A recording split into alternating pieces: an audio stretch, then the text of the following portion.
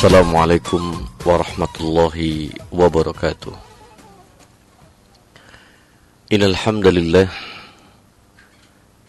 nahmaduhu wa nasta'inuhu wa nastaghfiruh wa na'udzu billahi min shururi anfusina wa sayyiati a'malina. Man yahdihillahu fala mudilla lahu wa man yudlil fala hadiya lahu. Wa ashhadu an la ilaha illallah wahdahu la syarika lah wa ashhadu anna Muhammadan abduhu wa rasuluh. Amma ba'du, fa inna asdaqal hadis kitabullah wa khairal hadi hadi Muhammadin sallallahu alaihi wasallam wa syarrul umuri muhdatsatuha wa kullu muhdatsatin bid'ah wa kullu bid'atin dhalalah wa kulla dhalalati finnar. Dari Gri Agus Salim 77 Bekasi, Dakta 107 FM, bijak berbakti, cerdas berempati. Alhamdulillah, kita memuji dan bersyukur kepada Allah Subhanahu wa taala,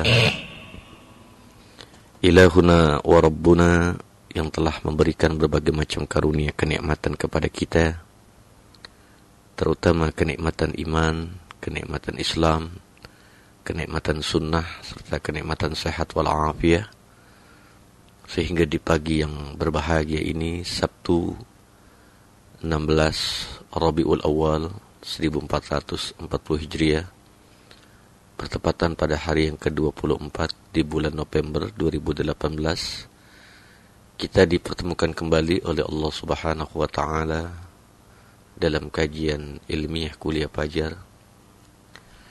Kita berharap semoga pertemuan kita senantiasa diberkahinya, diberikan pemahaman dari ilmu yang kita kaji, diberikan kemudahan dan kekuatan untuk dapat mengamalkannya, serta kita berharap agar kita dijadikan orang-orang yang istiqomah di dalam melaksanakan ketauhidan dan amal ibadah kepadanya. Ikhwani wa akhwati fiddin, a'azzani Allah wa iyyakum ajma'in. Rekan dakta yang dimuliakan Allah Subhanahu wa taala, kita lanjutkan kembali pembahasan dari kitab Syarah Aqidah Al-Wasithiyah tentang salah satu akidah atau keyakinan Ahlus Sunnah wal Jamaah di dalam menetapkan bahwasanya Al-Quran diturunkan dari Allah Subhanahu wa taala. Kemarin kita membahas tentang surah Al-Hasr ayat ke-21 yang merupakan dalil bahwa Al-Quranul Karim diturunkan oleh Allah Subhanahu wa taala. Lau anzalna hadzal Qur'ana ala jabalin, kalau sekiranya Al-Quran ini kami turunkan di atas gunung. Ini merupakan ayat atau dalil yang menetapkan bahwa Al-Quran diturunkan dari Allah Subhanahu wa ta'ala. Dan juga kita telah membahas tentang apa yang dijelaskan oleh pensarah kitab ini, yakni Fadilatul Syekh Muhammad bin Shalih Al-Utsaimin rahmatullah alaihi rahmatan wasi'ah, di mana beliau menjelaskan bahwa gunung dijadikan perumpamaan karena gunung adalah sesuatu benda yang amat sangat keras, ya. Dan juga beliau menjelaskan bahwa gunung seandainya diturunkan padanya oleh Allah Subhanahu wa taala Al-Qur'an, niscaya gunung tersebut akan tunduk dan akan terpecah belah, ya, khasi'an mutasaddian, dikarenakan takut kepada Allah Subhanahu wa taala.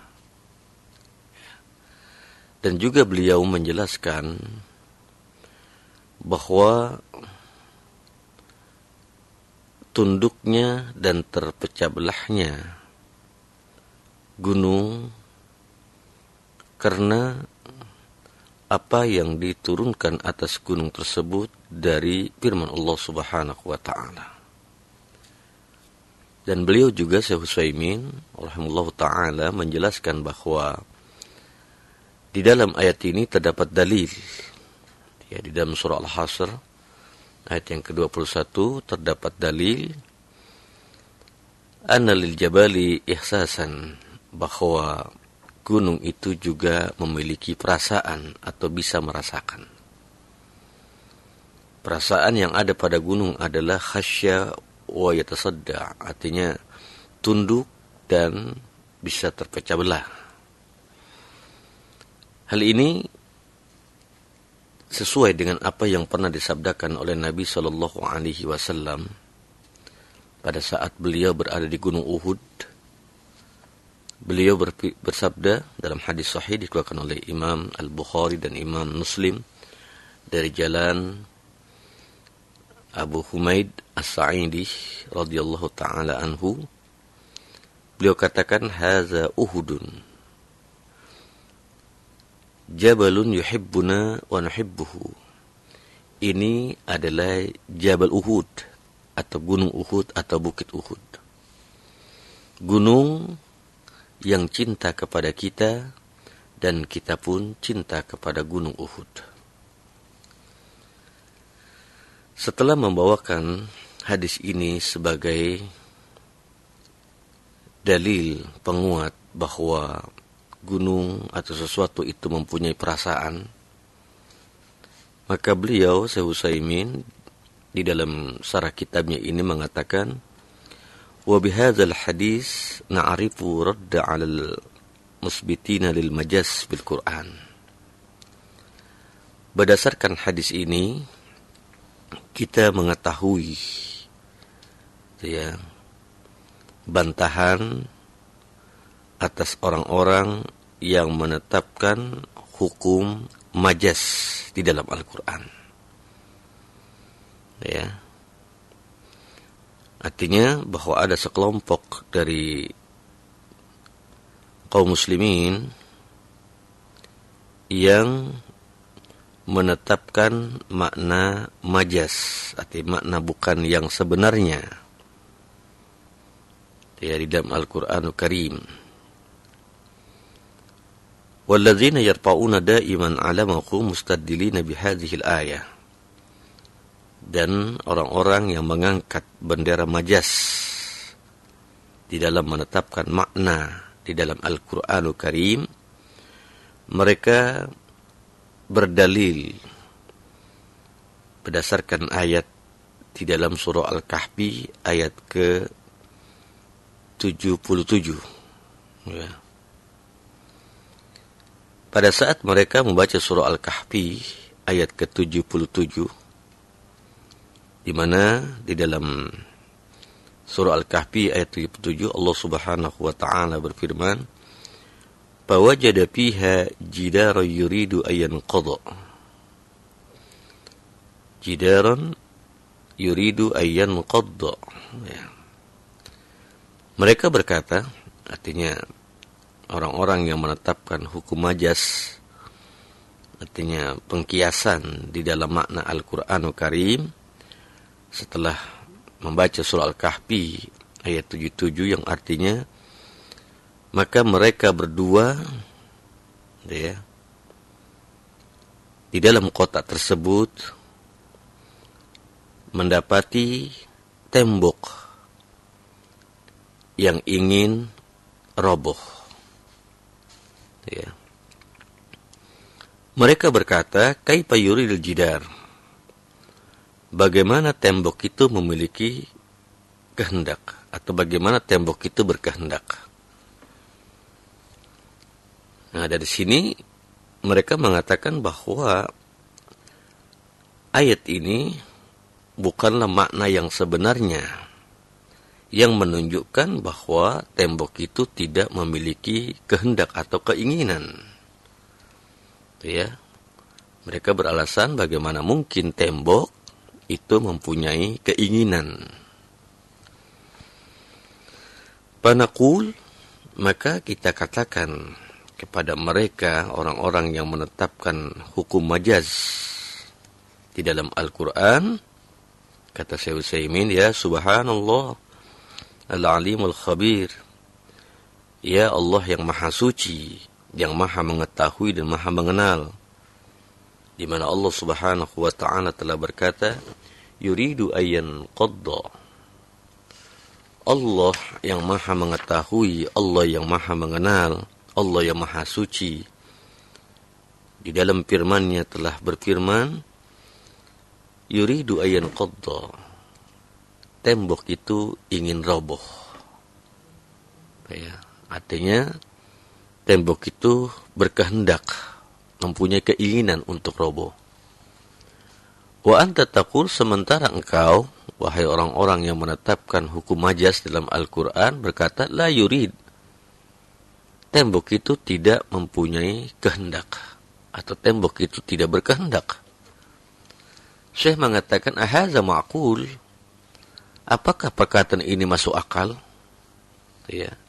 Allah subhanahu wa ta'ala Rabbul Alamin, Zat yang maha suci, Zat yang maha mengetahui, Zat yang maha mengenal, telah berfirman di dalam ayatnya bahwa tembok itu berkehendak, bahwa tembok itu berkeinginan untuk roboh. Tetapi manusia berkata yang bertentangan dengan apa yang difirmankan oleh Allah subhanahu wa ta'ala. Dan ini adalah pernyataan yang tidak masuk akal. Lalu beliau katakan, "Falaisa min haqqika ba'da hadza an taqul kaifa yurid." Bukan dari hakmu, kata Syekh Utsaimin, setelah Allah subhanahu wa ta'ala menetapkan di dalam firman-Nya, yuridu ayyan qadda, tembok itu berkehendak untuk roboh atau berkeinginan untuk roboh, engkau untuk mengucapkan kalimat kaifa yurid, bagaimana tembok itu berkehendak. Ya. Wa hadza yaj'aluna nas'alu anfusana. Dan perkataan dari orang-orang ahli majaz tersebut telah menjadikan kita untuk bertanya kepada diri kita. Ya.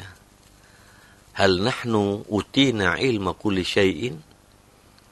Apakah kita telah diberikan berbagai macam ilmu oleh Allah subhanahu wa ta'ala, sehingga kita dapat membantah apa yang telah difirmankan dan ditetapkan oleh Allah subhanahu wa ta'ala? Ya. Ini pertanyaan bagi diri kita yang berani membantah apa yang telah ditetapkan oleh Allah subhanahu wa ta'ala. Hal nahnu utina ilma kulli syai'in? Apakah kita telah diberikan ilmu dari tiap-tiap sesuatu? Fanajibu bil qawli bi annana ma utina min ilmi illa qalilan. Tentulah kita akan menjawab dengan satu perkataan yang pasti, sungguh kita tidak diberikan ilmu oleh Allah subhanahu wa ta'ala illa qalila, kecuali amat sedikit. Perkataan beliau menunjukkan bahwa kita tentunya harus memiliki sifat taslim terhadap apa yang ditetapkan oleh Allah subhanahu wa ta'ala. Menerima apa yang difirmankan oleh Allah subhanahu wa ta'ala. Tidak memajaskan kalimat yang telah ditetapkan oleh Allah subhanahu wa ta'ala. Karena ilmu yang sedikit yang Allah subhanahu wa ta'ala berikan kepada kita merupakan alat untuk memahami apa yang ditetapkan dan difirmankan oleh Allah subhanahu wa ta'ala di dalam firman-Nya. Ya. Faqaulu man ya'lamul ghaiba wasyahada, perkataan yang mengetahui perkara yang gaib dan perkara yang tampak, yakni Allah subhanahu wa ta'ala. Yuridu ayyan qadda. Tembok itu mempunyai keinginan untuk roboh atau berkehendak untuk roboh. La yasughu lana an natarida alaihi. Ya. Dan janganlah pernah kita berpaling atau membantah apa yang telah difirmankan oleh Zat yang Maha mengetahui perkara yang gaib dan perkara yang tampak. Panaqul, maka kita jangan pernah katakan la irada lil jidar. Tidak ada kehendak bagi jidar atau tembok. Wala yuridu, dan tidak ada keinginan bagi tembok itu untuk roboh. Dan saya mengatakan wahadza sidil majas, dan ini seburuk-buruknya majas, serusak-rusaknya majas di dalam menetapkan makna Al-Qur'anul Karim, yang pada akhirnya dapat merubah makna yang telah ditetapkan oleh Allah Subhanahu wa taala. Li'annahu yalzim minhu nafya ma asbatahul Qur'an. Ya, karena hal itu atau majas tersebut di dalam menetapkan makna yang tentunya bertentangan dengan apa yang Allah Subhanahu wa taala firmankan, akan menafikan apa-apa yang telah ditetapkan oleh Al-Qur'anul Karim. Ya. Tentunya kalau kita mempergunakan majas, berarti makna yang bukan yang sebenarnya, atau pengkiasan di dalam memaknai Al-Qur'anul Karim, tentu akibatnya kita akan menafikan sejumlah ketetapan-ketetapan yang telah ditetapkan oleh Al-Qur'anul Karim. Ya. Lalu beliau Syekh Utsaimin rahimahullah ta'ala mengingatkan kepada kita, alaihissallahu ta'ala yaqul, bukankah Allah Subhanahu wa ta'ala berfirman di dalam surah Al-Isra, dalam surah Al-Isra ayat ke-44. Nah, di sini beliau rahmatullah alaihi rahmatan wasi'ah mengingatkan kepada kita, mengajak kepada kita untuk memahami apa yang ditetapkan oleh Allah Subhanahu wa taala di dalam firman-Nya. Ya. Dalam surah Al-Isra ayat ke-44 Allah Subhanahu wa taala berfirman, "Tusabbihu lahus samawati sab'u wal ardu wa man fihinna." 7 lapis langit dan bumi dan apa-apa yang ada pada keduanya. Langit yang berlapis 7, demikian juga bumi, demikian juga makhluk yang ada di keduanya, yang ada di langit dan ada di bumi, senantiasa bertasbih mensucikan bagi Allah Subhanahu wa taala. Wa inna min syai'in illa yusabbihu bihamdihi. Dan tidaklah dari sesuatu itu kecuali bertasbih dengan memuji Allah Subhanahu wa taala. Dan Allah lanjutkan, walakin la tabqahuna tasbihahum, akan tetapi kalian tidak mengetahui tasbih atau cara bagaimana mereka bertasbih. Ini menunjukkan bahwa kita tidak memiliki ilmu, tidak mengetahui bagaimana makhluk yang ada di langit, makhluk yang ada di bumi, dan apa saja yang ada pada keduanya, bahkan langit itu sendiri, bumi itu sendiri bertasbih mensucikan Allah Subhanahu wa taala. Walakin la tafqahuna tasbihahum, akan tetapi kalian tidak mengetahui tasbih mereka. Lalu saya membuat pertanyaan, hal tusabbihu bila iradatin? Apakah tasbih atau apakah mereka yang mensucikan Allah Subhanahu wa taala itu melakukan tasbih tanpa berkehendak? Artinya bahwa mereka berkehendak bertasbih kepada Allah Subhanahu wa taala. Karena seorang yang bertasbih itu pasti mempunyai kehendak untuk mensucikan Allah Subhanahu wa taala. Ya. Yaqulu tusabbihul lahu. Firman Allah Subhanahu wa taala pada kalimat tusabbihul lahu, mereka langit yang 7, bumi dan siapa saja yang ada pada keduanya tersebut bertasbih lahu, untuknya, itu untuk Allah Subhanahu wa taala. Di mana saya mengatakan bahwa lam pada kalimat lahu, lamnya litakhsis, dalam bentuk pengkhususan. Ya. Kalau lamnya lam takhsis, izan hiya mukhlasatun. Maka itu adalah sebuah keikhlasan. Nah, pertanyaannya, wa hal yatasawwaru ikhlasun bila iradatin? Apakah keikhlasan itu ada tanpa ada keinginan? Ya. Izan hiya turidu. Jadi bahwa ikhlas itu juga punya keinginan. Wa kullu syai'in yurid, dan setiap sesuatu itu punya keinginan. Ya, wa kullu syai'in yurid. Setiap sesuatu itu punya keinginan. Lianna Allah yaqul, karena Allah Subhanahu wa taala berfirman. Perhatikan dalam surah Al-Isra ayat ke-33 pada kalimat wa in min shay'in illa yusabbihu bihamdi.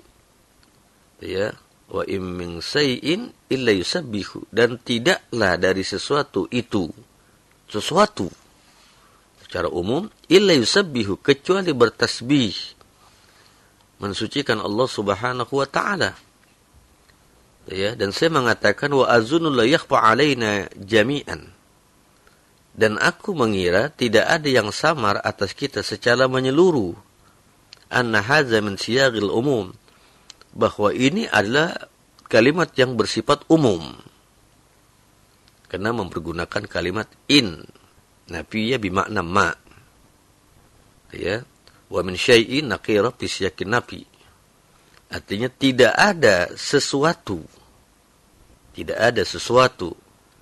yang di langit, yang di bumi, yang ada di antara keduanya itu, kecuali mereka bertasbih dengan memuji Allah Subhanahu wa taala. Nah, kalimat ini adalah paya umum kullu syai', maka bersifat umum atas tiap-tiap sesuatu. Ya, umum atas tiap-tiap sesuatu. Ya.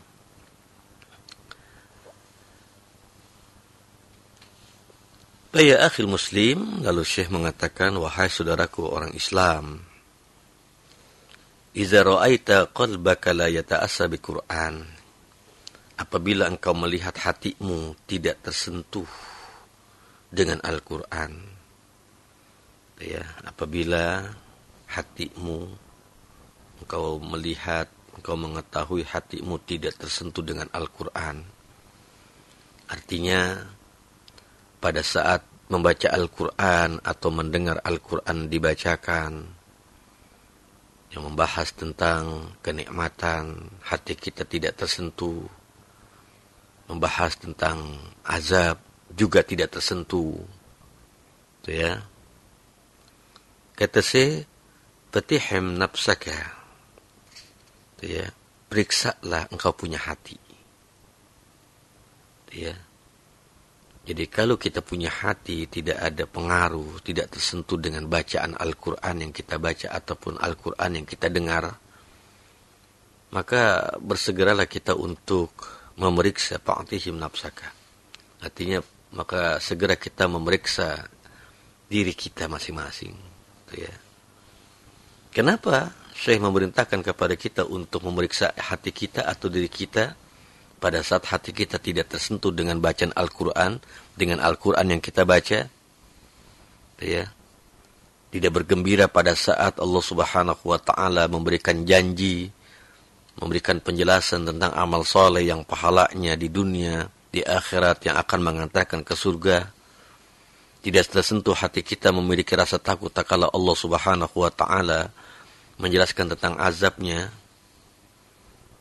Periksa hati kita, periksa diri kita segera. Lianna Allah akhbara anna hadzal Qur'an law nuzila 'ala jabalin latasadda.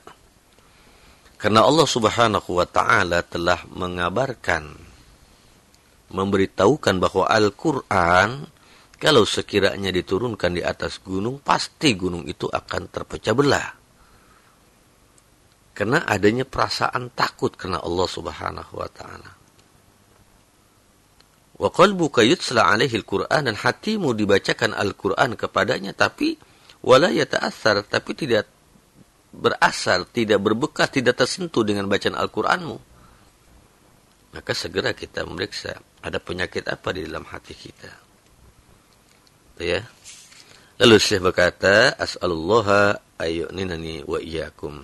Dan aku meminta untuk diriku dan dirimu, semoga Allah Subhanahu wa Ta'ala senantiasa memberikan pertolongan kepada kita agar kita termasuk orang-orang yang memiliki perasaan, memiliki kesentuhan hati pada saat kita membaca Al-Quran dan pada saat kita membaca atau mendengarkan Al-Quranul Karim. Bismillah. Taib, rekan dakta yang dimuliakan Allah Subhanahu wa Ta'ala, bagi antum yang ingin bersoal jawab dapat menghubungi di layanan telepon 0218816363 atau melalui pesan singkatan WA di 0815111707. Kita sapa rekan dakta yang pertama. Halo, assalamualaikum dakta. Waalaikumsalam warahmatullahi wabarakatuh. Dengan siapa di mana, Pak? Dengan di pagi itu yang kemarin itu Pak Ustadz tuh, yang mana tuan di radio saya tuh ada gangguan kemarin, jadi nggak kedengeran dan masalah kayak itu. Oh iya. Ada gangguan kemarin, saya nggak jelas dengernya gitu kan. Yang pertama itu Eka itu yang 1-2 hari itu kan bertanggung jawab orang tua kan itu kan. Nah, ya yang keduanya itu kan itu termasuk gadai-gadainya secara gadainya gimana, pengen dijelasin. Yang keduanya itu misalnya si bayi itu istilahnya meninggal, itu masih tanggung jawab nggak tuh orang tua? Harus enggak itu deh. Maksudnya meninggalnya kapan nih, Pak? Meninggal jarak seminggu gitu kan. Nah, sebenarnya ada 1,5 bulan gitu. Sebelum 7 hari ya? Sesudah 7 hari.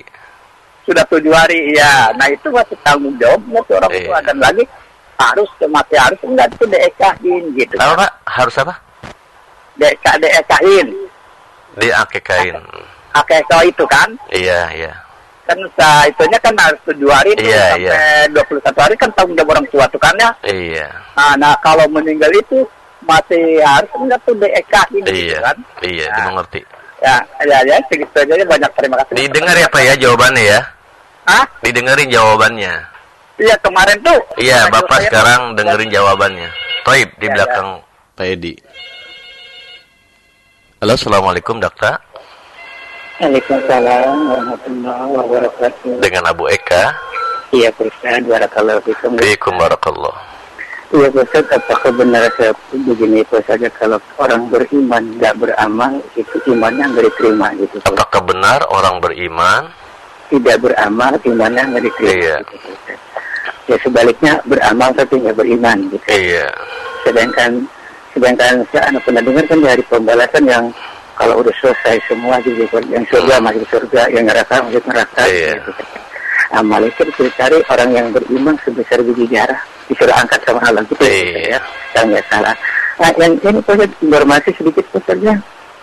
Di tempat anak juga ini ada gangguan gitu Ustaz. Ada kurang bagus suaranya Pak Yedi. Iya, kurang bagus. Ada berdua, yang satu suaranya saya gitu. Di mana itu antum tinggal? Anak sekarang lagi di Kampung Baru, wilayah Babelan Ustaz. Iya, beberapa hari ini anak di sini gitu Ustaz. Ya, terima kasih Ustaz ya. Jazakallah khairan. Waalaikum. Assalamualaikum warahmatullahi wabarakatuh. Waalaikumsalam warahmatullahi wabarakatuh. Di belakang Abu Eka. Halo, assalamualaikum dakta. Waalaikumsalam warahmatullahi wabarakatuh. Iya, Pak Khairul, fadhil. Ustaz sehat Ustaz? Alhamdulillah bakhair wa afiyah. Ustaz, masalah sholat qasar Ustaz. Qasar, taib. Ini misalnya Ustaz ya, kita mau jalan ke suatu tempat. Di tengah jalan kita johor nih Ustaz. Iya. Perhitungan kita nih, tempat yang kita tuju nanti nggak dapat. Iya, silakan. Nggak dapat sholat asar. Iya. Kan kita tarik Ustaz ya. Taib, di waktu zuhur. Tapi begitu sampai di tempat yang kita tuju, asar masih dapat Ustaz. Oh iya. Nah, ini tindakan kita gimana Ustaz? Iya, taib. Terus yang kedua masalah isma itu apa Ustaz? Ijma, taib. Sama jumhur. Taib. Tolong dijelasin Ustaz ya. Taib, ijma. Ustaz. Assalamualaikum warahmatullahi wabarakatuh. Waalaikumsalam warahmatullahi wabarakatuh. Di belakang Pak Khairul, yang terakhir rekan dakta. Halo, assalamualaikum. Waalaikumsalam warahmatullahi wabarakatuh. Dengan Patisan. dari Angga. Apa Angga? Ya silakan. Iya. Angga. Silakan Pak Angga. Iya Pak Falevi, yang saya tanyakan, Iya. apakah kalau kita sudah meninggal nanti, itu dari dalam kubur itu bisa mendengar orang sedang bersih-bersih kubur di atas kubur kita? Iya. Kalau memang ada dalilnya, tolong bacakan hadis sahih riwayat Bukhari Muslim. Gimana Pak? Tolong bacakan hadis sahih riwayat Bukhari Muslim. Kalau memang ada dalilnya. Iya. Iya. Nanti dengarkan aja di radio. Iya Pak. Terima kasih Pak Salefi. Baik. Assalamualaikum warahmatullahi wabarakatuh. Waalaikumsalam warahmatullahi wabarakatuh. Baik, Al-Fakir, saya akan menjawab soal yang sudah masuk. Pertama dari Pak Edi, ya. Ini kemarin sudah menanyakan tentang hukum akikah dan bagaimana anak yang meninggal sesudah 7 hari, apakah masih tanggung jawab dari orang tuanya untuk mengakikahkan, yang kemudian apa makna tergadai dalam hadis akikah tersebut. Ya, kemarin saya sudah menjawabnya, dan mudah-mudahan antum, Pak Edi dan rekan Dakta, bisa mendengar jawaban yang saya akan berikan ini. Pertama, bayi yang lahir ke alam dunia, itu ya, mendapatkan perintah dari Allah Subhanahu wa taala melalui lisan Rasulnya, melalui sabda nabinya, ya, melalui hadis nabinya sallallahu alaihi wasallam, agar diakikah. Ya, agar diakikah, disembelihkan kambing. 2 bagi laki-laki dan 1 bagi perempuan. Waktunya 7 hari dari kelahiran anak tersebut. Artinya setelah 7 hari dari kelahirannya, maka hendaklah diakikah bayi tersebut. 2 laki-laki, 1 perempuan. Itu ya. Artinya 2 ekor kambing laki-laki, 1 ekor kambing untuk perempuan. Nah, pada hari itu juga, pada saat setelah diakikah pada hari ke-7, hendaklah anak itu dicukur kepalanya dan diberikan nama. Maksud dicukur kepalanya artinya dihabiskan seluruh rambut yang ada di kepalanya. Itu ya. Dicukur habis seluruh rambut yang ada di kepalanya. Itu makna mencukur kepalanya. Ya, jadi bukan hanya sebagian atau beberapa helai yang biasa kita lihat di kebiasaan yang dilakukan oleh sebagian kaum muslimin. Tetapi perintah Nabi adalah mencukur seluruh kepalanya, artinya mencukur seluruh rambut yang ada di kepalanya. Yang kemudian rambut tersebut ditimbang dengan timbangan perak. Sebagaimana Rasulullah Shallallahu Alaihi Wasallam perintahkan kepada putrinya Sayyidatina Fatimah Zahra untuk menimbang rambut cucunya Hasan dan Husain dengan timbangan perak, yang kemudian hasilnya itu diinfakkan fi sabilillah. Itu ya. Kemudian pada hari itu juga diberikan nama. Itu ya, tentunya nama-nama yang baik. Nama-nama yang mendatangkan kebaikan. Ya, karena Rasulullah Shallallahu Alaihi Wasallam salah satu kebiasaan baik beliau adalah memberikan nama yang baik kepada sesuatu.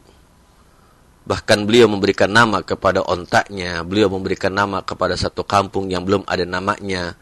Bahkan beliau pun mengganti nama seseorang yang namanya kurang baik. Itu ya. Nah, ini menunjukkan bahwa nama itu sangat penting di dalam ajaran Islam. Karena Rasulullah Shallallahu Alaihi Wasallam memerintahkan kepada kita untuk memberikan nama dengan nama-nama yang baik. Itu ya. Nama-nama yang baik. Bahkan Rasulullah Shallallahu Alaihi Wasallam memerintahkan kepada umatnya untuk memberikan nama dan memberikan contoh nama yang baik dalam hadis sahih seperti Abdullah, Abdurrahman dan seterusnya, di mana beliau katakan khairul asma Abdullah, Abdurrahman dan seterusnya. Itu ya. Itu nah artinya pada saat si bayi itu sudah meninggal setelah 7 hari tapi belum diakekah, maka masih punya kewajiban orang tuanya untuk mengakekahkan. Bahkan kemarin saya katakan para ulama, di antaranya Syekh bin Baz rahimahullah ta'ala dalam Majmul Fatawanya menegaskan bahwa tak kala si bayi itu meninggal sebelum dia keluar ke alam dunia, artinya pada saat dia berada di dalam rahim ibunya dan sudah diberikan ruh oleh Allah Subhanahu wa taala, kemudian dia meninggal dalam rahim ibunya, kemudian dia keluar, maka hendaklah orang tuanya itu mengakekahkan. Nah, apalagi pada saat orang tua itu si anak itu meninggal setelah hari ke-7, maka tetap orang tuanya itu mengakekahkan anaknya yang sudah meninggal itu. Tuh ya, ini mohon dimengerti dan dipahami oleh Pak Edi yang bertanya dan rekan dakta pada umumnya. Yang kemudian tentang makna akekah.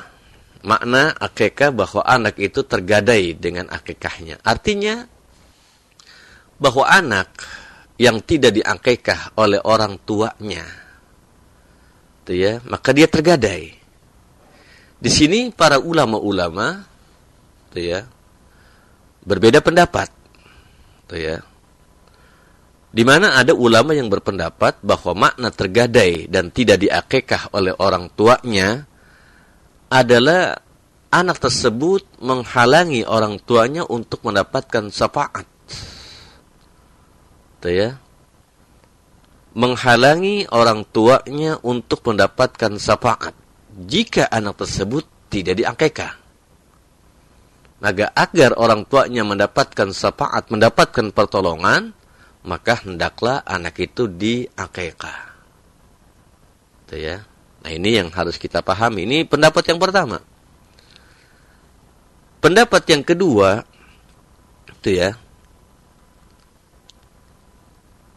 Akekah adalah sebab si anak tersebut mendapatkan kebaikan, lapang dadahnya, dan aktivitasnya itu baik.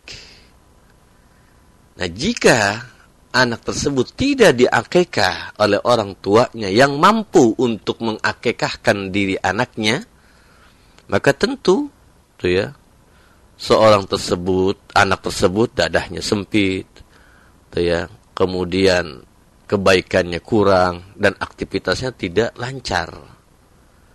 Nah, maka hendaklah orang tua ini agar memiliki anak yang baik, kemudian dia memiliki dadah yang lapang, dapat menerima kebaikan misalnya, kemudian aktivitasnya lancar atau aktivitasnya kegiatan itu ada kegiatan yang baik-baik, hendaknya orang tuanya itu mengakekahkan pada saat anaknya itu berusia 7 hari dari kelahirannya.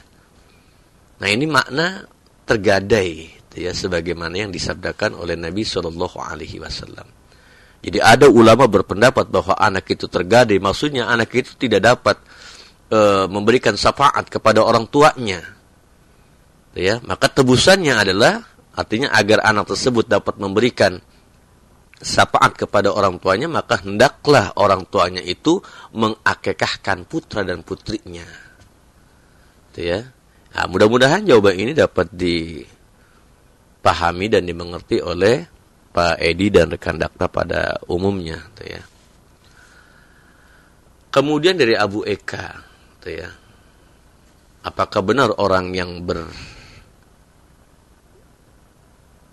beriman tapi tidak beramal? Ya tentunya orang yang beriman itu harus beramal. Karena banyak kita ketemukan di dalam Al-Qur'anul Karim dan dalam hadis-hadis Nabi sallallahu alaihi wasallam, setiap Allah Subhanahu wa taala menyebutkan kata amanu, pasti ada kalimat wa amilus shalihat. Seperti misalnya kita baca surah Al-Asri, Innal ladzina amanu wa 'amilus shalihat. Sesungguhnya orang-orang yang beriman dan orang-orang yang melaksanakan amal soleh. Nah, kata ulama bahwa setiap orang yang mengaku beriman pasti dia akan melaksanakan amal soleh. Ya, karena amal itu bagian daripada keimanan. Ya. Nah, demikian juga bahwa orang beriman yang tidak beramal dalam arti luas, sholat itu amal, zakat itu amal, haji itu amal, puasa itu amal, sodako itu amal. Ya. Kalau orang yang mengaku beriman mengingkari amalan-amalan tersebut, misalnya dia mengingkari sholat, ya, dia mengingkari zakat misalnya, maka jelas imannya itu hilang.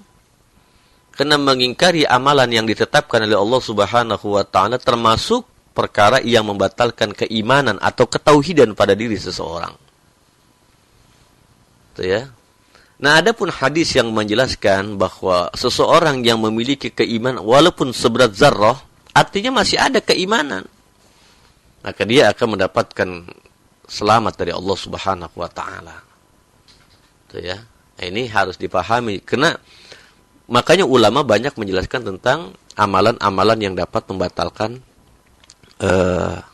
keimanan, itu ya. Bahkan Fadilatul Syekhul Islam Muhammad bin Abdul Wahhab At-Tamimi di dalam kitabnya Nawaqidul Islam atau Nawaqidul Iman itu menjelaskan sejumlah amalan, sejumlah i'tiqad yang dapat membatalkan keimanan seseorang. Nah, yang kedua, ini nanti insya Allah akan saya sampaikan tentang ada gangguan suara radioaktif di Kampung Baru di Bebelan, itu ya. Kemudian Pak Khairul, itu ya, tentang qasar, kalau memang kita memiliki zon bahwa kita tidak akan sampai ke lokasi